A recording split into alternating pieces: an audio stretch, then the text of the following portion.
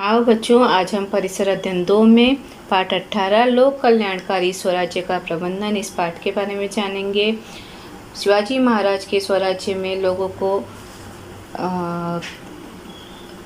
जो प्रबंधन किया था, लोगों के लिए जो प्रबंधन किया गया था, लोगों की सुख सुविधा के लिए जो प्रबंधन किया गया था, वो लोगों के लिए कितना कल्याणकारी था, इसके बारे में जानेंगे। बच्चों, आप जानते ही हो कि शिवाजी महाराज ने बहुत सारी सत्ताओं से संघर्ष किया था, जिसमें आदिल शाह, मुगल के पुर्तगाली, जंजीरा के सिद्दी जैसे अन्यायकारी शासक थे और इनसे उन्होंने बहुत समय तक युद्ध किया था, दीर्घ काल तक युद्ध किया था और अपने स्वतंत्र हिंदवी स्वराज्य की स्थापना की थी। अपने राज्य प्रशासन को सुचारू रूप से मतलब अच्छे से चलाने के लिए उन्होंने जो अपना राज्य प्रशासन है उसको 8 विभागों में बांट दिया था और इसी को शिवाजी महाराज का अष्टप्रधान मंडल कहते हैं। यहाँ पर नीचे देखो तालिका दी गई है, जिसमें अष्टप्रधान मंडल के अंतर्गत जो कर्मचारी थे उनके नाम दिए गए हैं, उनके पद दिए गए हैं और कार्य बताए गए हैं। ठीक है, तो इसके बारे में हम जानते हैं। बच्चों, शिवाजी महाराज ने अष्टप्रधान मंडल में बहुत सारे अधिकारियों की नियुक्ति की थी, जिनको उन्होंने उनकी योग्यता और गुणवत्ता के आधार पर नियुक्त किया था। उनके प्रशासन कार्य में उनका सूक्ष्म ध्यान रहता था और प्रजा को सुख शांति मिले, इसके लिए शिवाजी महाराज ने हमेशा इस बात पर ध्यान दिया था। महाराष्ट्र की जो जनता थी उसमें आत्मविश्वास, आत्मसम्मान और देश प्रेम दिखाई देता था। तो बच्चों, अब हम यहाँ पर जो अष्टप्रधान मंडल के अंतर्गत कौन कौन है और वो किस पद पर कार्यरत हैं और उनका कार्य क्या था, इसके बारे में देखते हैं। यहाँ पर प्रधान का नाम दिया गया, पद दिया गया है और यहाँ कार्य दिया गया है। पहला प्रधान है मोरो त्रिम्बक पिंगले, जिनका कार्य था वो प्रधान के पद पे थे और उनका कार्य था राज्य का शासन चलाना। रामचंद्र नीलकंठ मुजुमदार अमात्य थे, राज्य का आय व्यय देखना। हम्बीर राव मोहिते सेनापति थे, सेना का नेतृत्व करना। मोरेश्वर पंडित राव, ये पंडित राव के पद पे थे, धार्मिक कार्यों को देखना। निराजी राव जी, ये न्यायाधीश के पद पे थे, न्याय करना। अण्णाजी दत्तो सचिव थे, सरकारी आज्ञा पत्र भेजना और पढ़ना। दत्ताजी त्रिम्बक वाकनीस, ये मंत्री थे, पत्र व्यवहार करना इनका कार्य था। तथा इसके साथ साथ रामचंद्र त्रिम्बक डम्भीर, ये सुमंत के पद पे थे, अन्य राज्यों से संपर्क बनाए रखना ये इनका कार्य था। बच्चों, आपको पता ही है कि शिवाजी महाराज ने हमेशा लोगों के कल्याण के लिए कार्य किया था। लोक कल्याणकारी राज्य में प्रजा के भोजन, वस्त्र और आवास जैसी आवश्यकताओं को पूरा करना उनका कार्य था। स्त्रियों के सम्मान के लिए उन्होंने बहुत सारा कार्य किया था और सामान्य जनता से और किसानों से कोई धोखाधड़ी न हो, इसका वो ध्यान रखते थे। लोगों को तुरंत न्याय मिले और कृषि और उद्योगों का विकास हो और इसके साथ साथ लोक कलाओं का विकास हो, इसके लिए भी शिवाजी महाराज ने बहुत सारे कार्य किए थे। बच्चों, अब हम इसके बाद पहला टॉपिक जो था अष्टप्रधान मंडल, इसके बारे में हमने देखा। अब दूसरा टॉपिक है पर्यावरण का संरक्षण, इसके बारे में हम जानते हैं। बच्चों, शिवाजी महाराज के राज्य प्रशासन में पर्यावरण का बहुत ध्यान रखा गया था। आपको पता ही है कि हमारी प्रकृति जो है वो अलग अलग प्रदेशों पे भूमि, हवा, वर्षा, नदियों, समुद्र, नाले, वन तथा छोटे बड़े प्राणी, पक्षी, सूर्य प्रकाश, चंद्रमा का प्रकाश ये निर्माण करती है। ठीक है, प्रकृति देती है और इन सभी घटकों द्वारा मानव के चारों ओर जो परिसर निर्माण होता है उसे प्राकृतिक पर्यावरण कहते हैं। ये आपने परिसर अध्ययन 1 में भी पढ़ा होगा। इस पर्यावरण का आवश्यक मात्रा में उपयोग करके लेना ये मानव के हित में होता है। मतलब इसे जितना आपको ज़रूरत हो उतना ही आपको लेना चाहिए। तो इस बात का ध्यान शिवाजी महाराज ने हमेशा रखा था। उन्होंने इस बात का ध्यान रखा था कि जो उनके राज्य में है उनमें वनों का विनाश न हो। अगर लकड़ियों की ज़रूरत होती है तो या तो सूखे पेड़ों का उपयोग किया जाए और सागौन के वृक्ष ही काटे जाएं, जो नौसेना के लिए लकड़ियाँ लगती थी, जल पतवार या डंडे बनाने के लिए, तो इसके लिए सागौन की लकड़ियों का ही उपयोग हो और इसके साथ साथ अगर ज़रूरत नहीं पड़ती है तो पेड़ ना काटे जाएं। आप दूसरे राज्य से या जहाँ पे पुराना पेड़ हो गया हो, जो ख़राब हो गया है, तो उसका पूरा दाम मालिक को देकर आप उनसे लकड़ियाँ खरीदें। इसका निर्देश शिवाजी महाराज ने दिया था। उनका मानना था कि पेड़ जो हैं 1-2 साल में नहीं बढ़ते हैं, लोग जो हैं उनको अपने बच्चों की तरह पालते हैं, इसलिए हमें वनों का विनाश नहीं करना चाहिए। इस बात का शिवाजी महाराज ने ध्यान दिया था। और ये सब चीज़ें हमें आज्ञा पत्र में देखने मिलती हैं। आपके जो सबसे अंतिम पृष्ठ है उस पर आज्ञा पत्र में पर्यावरण के संरक्षण के बारे में जानकारी दी गई है, जिसका वाचन आपको करना है। बच्चों, आपको पता है कि जो 5 जून का दिन है ये हमारे हम सभी विश्व पर्यावरण दिवस के रूप में मनाते हैं। बच्चों, अब हम शिवाजी महाराज के राज्य प्रशासन में जो जल प्रबंधन की व्यवस्था की गई थी उसके बारे में जानते हैं। शिवाजी महाराज के स्वराज्य में कभी भी लोगों को अकाल का सामना नहीं करना पड़ा था। कभी भी उन्हें अकाल की जो भीषणता होती है उसका अनुभव नहीं हुआ। वो क्यों नहीं हुआ? क्योंकि शिवाजी महाराज जब गढ़ बनवाते थे तो वो इस बात की ध्यान रखते थे कि वहाँ पर पानी की व्यवस्था है या नहीं, और यदि पानी की व्यवस्था वहाँ पर नहीं हो पाती थी तो वो तालाब तथा कुएं, टंकियाँ बनवाकर उसमें वर्षा का जल इकट्ठा करते थे। इसके साथ साथ वो जो संग्रहित जल था उसका उपयोग बहुत किफ़ायत से किया जाना चाहिए, इसका निर्देश शिवाजी महाराज ने दिया था। इसीलिए कभी भी शिवाजी महाराज के स्वराज्य में लोगों को कभी भी अकाल की भीषणता का अनुभव नहीं हुआ। इसके साथ साथ शिवाजी महाराज ने पेयजल बांध बनवाकर पेयजल की व्यवस्था करवाई थी। बांधों में नहरें बनवाकर खेती के लिए पानी को उपलब्ध करवाया था, जिससे स्वराज्य की आय में वृद्धि हुई थी। इसके साथ साथ बच्चों, आपको पता है कि पानी का उपयोग कैसे करना चाहिए, कितनी किफ़ायत से करना चाहिए। आपके गांव के परिसर में कौन सा बांध है, जल प्रबंधन किसे कहते हैं, और प्रबंधन को लेकर सरकार ने कौन कौन सी योजनाएं की हैं, इसके बारे में आपको जानकारी इकट्ठा करनी है। बच्चों, अब हम तीसरा जो मुद्दा है अकाल का निवारण, इसके बारे में जानते हैं। शिवाजी महाराज के स्वराज्य में अकाल का निवारण किस तरह से किया जाता था, इसके बारे में हम जानकारी लेंगे। अकाल में शिवाजी महाराज जो थे, शिवाजी महाराज ने विभिन्न प्रकार की सुविधाएं किसानों को दे रखी थी। उनका लगान माफ़ कर दिया जाता था ताकि कभी भी अकाल की भीषणता का पता न चले या उसमें कमी आ जाए। इसके साथ साथ अगर कभी अकाल पड़ता भी था तो जो सरकारी गोदाम में जमा किया हुआ अनाज था वो प्रजा को निःशुल्क बांट देते थे। इसी तरह से अकाल के वर्ष में शिवाजी महाराज गढ़ों, किलों की मरम्मत का कार्य करते थे। साथ साथ बांधों, नहरों, छोटे बांधों का भी कार्य आरंभ किया जाता था। इन कामों के लिए किसानों से मिलने वाले स्वराज्य में किसानों के साथ साथ कारीगरों को रोजगार मिलता था। किसान संपन्न हो गया।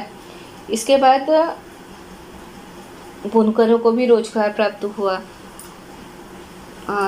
साथ साथ राजगीरों, बढ़इयों, लुकहारों, ईंट बनाने वाले कुम्हारों के भी जो रोजगार की व्यवस्था शिवाजी महाराज द्वारा कराई गई थी। चलो बच्चों, अब आपको एक छोटा सा उपक्रम है। आपको बताना है कि आपके गांव तथा परिसर के बाज़ार हाट का आपको नाम बताना है। बाज़ार हाट का वह नाम क्यों मिला होगा, इसके बारे में जानकारी प्राप्त करनी है। अब बच्चों, हम अपना अगला मुद्दा सागरीय व्यापार और अन्य व्यापार मंडियों के बारे में जानते हैं। स्वराज्य की रक्षा के लिए जो सागर पर अपना आधिपत्य होना चाहिए, इस बात का शिवाजी महाराज ने ध्यान दिया था। इसीलिए उन्होंने स्वतंत्र नौसेना का निर्माण कराया था। इतना ही नहीं बल्कि स्वराज्य में बढ़े हुए जो व्यापार हैं उनके लिए विशेष प्रकार के जहाज़ों का निर्माण कराया गया था। राजापुर जैसे व्यापारिक बंदरगाहों का विकास कराया गया। इसी के साथ साथ रायगढ़ पर विशेष बाजार हाट लगाई गई थी। पुणे के समीप खेड़ शिवापुर के रूप में स्वतंत्र व्यापारिक मंडी का प्रारंभ की गई थी। बड़े बड़े गांवों, सड़कों के किनारे गांवों में व्यापारिक हाटों का निर्माण कराया गया था। जीजामाता के आदेश पे पुणे के समीप जो पाषाण गांव है वहाँ पर एक जो हाट बनाई गई है, आज भी उसका उल्लेख जीजापुर के रूप में किया जाता है। स्वराज में व्यापार की वृद्धि हो, इसीलिए शिवाजी महाराज ने जो बाहर प्रदेश से आने वाली वस्तुएं थी उन पर बहुत ज़्यादा कर लगाया था। उन्होंने पुर्तगाली सीमा से आने वाले जो नमक थे उस पर बहुत कर लगाया था। इससे नमक की कीमत जो हो गई थी बढ़ गई थी। तो लोग अपने स्वराज्य में बना सस्ता नमक सस्ते में मिलने लगा था। स्वराज्य के नमक का व्यापार बढ़ गया तथा स्थानिक व्यापार को प्रोत्साहन मिला। स्वराज्य में चलने वाले उद्योगों में वृद्धि होने लगी। शिवाजी महाराज इसके लिए बहुत प्रयासरत रहते थे। इसके साथ साथ कोई भी व्यापारी किसी प्रजा के साथ धोखाधड़ी न करे, इसका ध्यान शिवाजी महाराज रखते थे। कोकण में नारियल और सुपारी के जो व्यवसाय थे उसके वहाँ पर लोगों के साथ धोखाधड़ी की जा रही, इसका पता चलने पर शिवाजी महाराज ने वहाँ के सूबेदार को चेतावनी दी थी। बच्चों, अब हम इस पाठ का अगला मुद्दा जो स्त्रियों के प्रति सम्मान है इसके बारे में जानते हैं। शिवाजी महाराज जो थे स्त्रियों का बहुत सम्मान करते थे। अपने सैनिकों को उन्होंने आदेश दे रखा था कि जो शत्रु दल की स्त्रियां हैं और बच्चे हैं उन पर कभी भी उनको क्षति न पहुंचाएं, उल्टे उनका सम्मान करना आपको चाहिए, ये उनका निर्देश था। बच्चों, मराठी सेना जो थी कर्नाटक की वेलगढ़ी में गढ़ी जीतने गई थी। उस समय गढ़ी की रक्षा करने के लिए मल्लम्मा देसाई नामक वीरांगना ने प्रखर संघर्ष किया था और उसकी वीरता का समाचार शिवाजी महाराज तक पहुंचा। उन्होंने मल्लम्मा को अपनी छोटी बहन मान लिया और उसी गढ़ी और उसके गांव सम्मानपूर्वक उसे लौटा कराया और उसे सावित्री की उपाधि दी। बच्चों, शिवाजी महाराज के राज्य प्रबंधन में स्वच्छता के प्रति उनकी कितनी सजगता थी, ये आपको जानना चाहिए। शिवाजी महाराज अपने आवास और सार्वजनिक स्थानों को किस प्रकार से अधिकाधिक स्वच्छ रखा जाए इसका ध्यान रखते थे। शिवाजी महाराज के कार्यकाल में उपायोजना की गई जो उपायोजना हमें ध्यान में आती है। उन्होंने घर के चारों ओर निर्गुणी और सिंदूरवार के पेड़ों की बाड़ खड़ी करके घरों में चूहे, बिच्छू, कीड़े, चींटी इत्यादि का प्राणी का प्रवेश न करें, इसकी सतर्कता रखवाई थी। इसी के साथ साथ धुआं बनाकर स्वास्थ्य के लिए हानिकारक जो जीव जंतु हैं उन्हें नष्ट करने का आदेश शिवाजी महाराज द्वारा दिया गया था। गढ़ों के बाहर सड़कों पर कूड़ा कचरा नहीं रहेगा, इसकी चेतावनी दी गई थी और अगर कूड़ा कचरा पड़ा होगा तो उसे गढ़ के नीचे न फेंकें, उस कूड़े को वहीं पर जलाकर नष्ट कर दें और उसकी राख को क्यारियों में रोपी हुई साग सब्जियों के लिए खाद के रूप में उपयोग करें। ऐसी विभिन्न सूचनाएं शिवाजी महाराज ने दी थी। शिवाजी महाराज ने गढ़ों का निर्माण, तोपों, बारूदों, पर्यावरण का संरक्षण, जल प्रबंधन, समुद्री व्यापार, व्यापारिक मंडियों की तथा स्वच्छता के प्रति जो सतर्कता है इसके विषय में प्रबंधन किया था।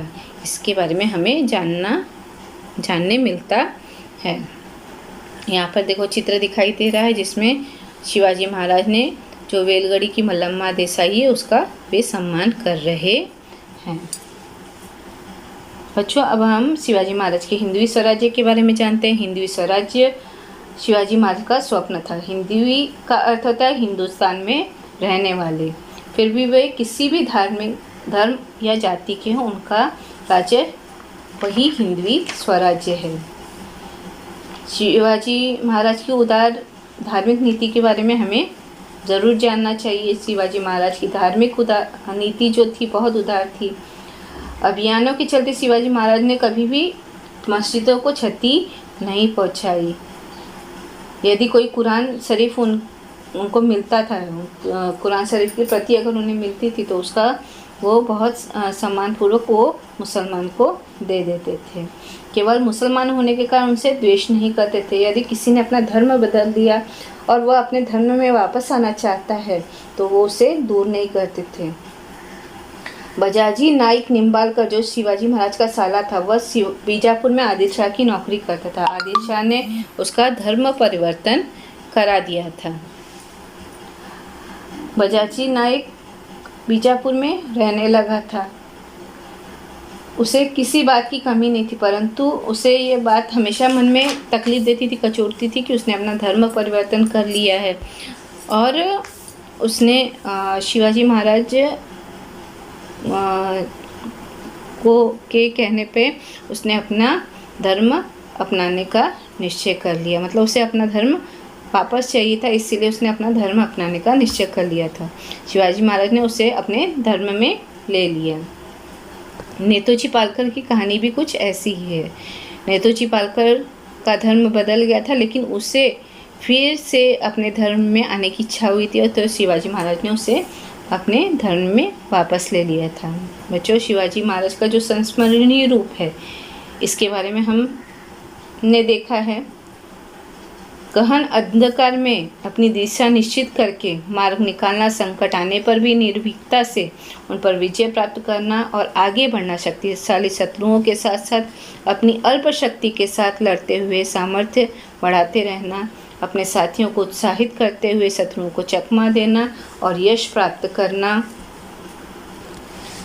ये सभी गुण शिवाजी महाराज के अंदर विद्यमान थे। आदर्श पुत्र, सजग नेता, कुशल संगठनकर्ता, जन कल्याणकारी प्रशासक, बुद्धिमान योद्धा, दुर्जनों का संहारक, सज्जनों का रक्षक और नव युग का निर्माता के रूप में शिवाजी महाराज का व्यक्तित्व हमारे सामने आता है। बच्चों, शिवाजी महाराज साधु संतों सज्जनों का बहुत सम्मान करते थे। इसके साथ साथ वो उन्हें मंदिर बहुत प्रिय थे। फिर भी वह मस्जिदों का रक्षण करना अपना कर्तव्य मानते थे।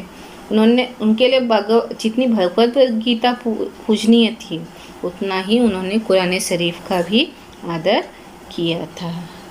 तो बच्चों, हमें शिवाजी महाराज के व्यक्तित्व से बहुत कुछ सीखने मिलता है। बच्चों, ये हमारा जो पाठ है ये यहाँ पर समाप्त होता है। अब आपको कुछ होमवर्क है। आपको जो पाठ में चित्र दिखाया गया है, ये चित्र, इसे अगर आप बनाना चाहें तो इसे बनाइए। इसको बनाने का प्रयास कीजिए, बनाइए नहीं, बनाने का प्रयास कीजिए और उसका फ़ोटो खींचकर मुझे भेजिए। अब हम स्वाध्याय के प्रश्न हल करते हैं। पहला प्रश्न है, स्वतंत्र हिंदवी स्वराज्य का निर्माण हुआ। इसका उत्तर है शिवाजी महाराज ने आदिल शाही, मुगल के पुर्तगाली तथा जंजीर सिद्दी जैसे अन्यायकारी सत्ताओं के साथ दीर्घकाल युद्ध किया था। परिणामस्वरूप स्वतंत्र हिंदवी स्वराज का निर्माण हुआ था। उन्होंने शत्रुओं से लड़ाई की और अपने हिंदवी स्वराज का निर्माण किया था।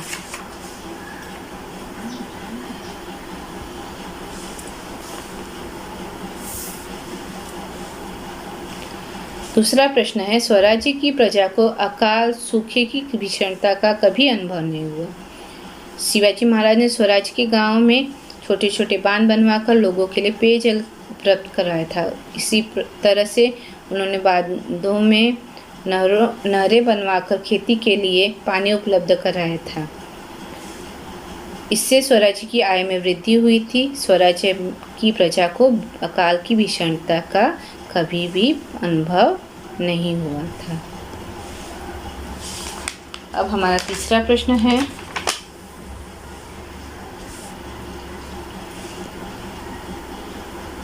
शिवाजी महाराज ने मल्लम्मा देसाई को उपाधि प्रदान की। मराठी सेना कर्नाटक की वेलगढ़ी में गढ़ी जीतने के लिए गई थी। उसी गढ़ी की रक्षा करने के लिए मल्लम्मा देसाई नामक वीरांगना ने प्रखर संघर्ष किया था।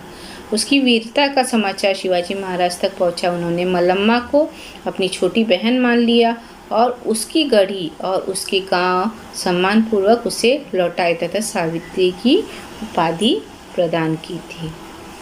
अब बच्चों, ये तालिका दी गई है।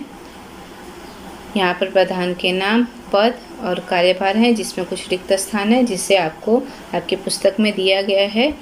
यहाँ पर दिया गया है, तो ये आपको देखकर लिखना है। प्रधान का नाम, पद, कार्य। मोरो त्रिम्बक पिंगले, प्रधान, राज्य का प्रशासन चलाना। रामचंद्र नीलकंठ मजूमदार, अमात्य, राज का आय व्यय देखना। हम्बीर राव मोहिते, सेनापति, सेना का नेतृत्व करना। मोरेश्वर पंडित राव का कार्य करते थे, धार्मिक कार्य देखना। नीराजी राव जी, न्यायाधीश, न्याय करना। अन्नाजी दत्तो, सचिव, सरकारी आज्ञा पत्र भेजना। दत्ताजी त्रिम्बक वाकनिस, मंत्री, पत्र व्यवहार करना तथा रामचंद्र त्रिम्बक गंभीर सुमंत थे, अन्य राज्यों से संपर्क बनाए रखना, ये इनका कार्य था। तो बच्चों, आज हमने शिवाजी महाराज के लोक कल्याणकारी स्वराज्य प्रबंधन के बारे में जाना। आपको पाठ का वाचन करना है और पहले वीडियो देखना है, पाठ का वाचन करना है, उसके बाद सारे प्रश्नोत्तर को अपनी कॉपी में लिखना है।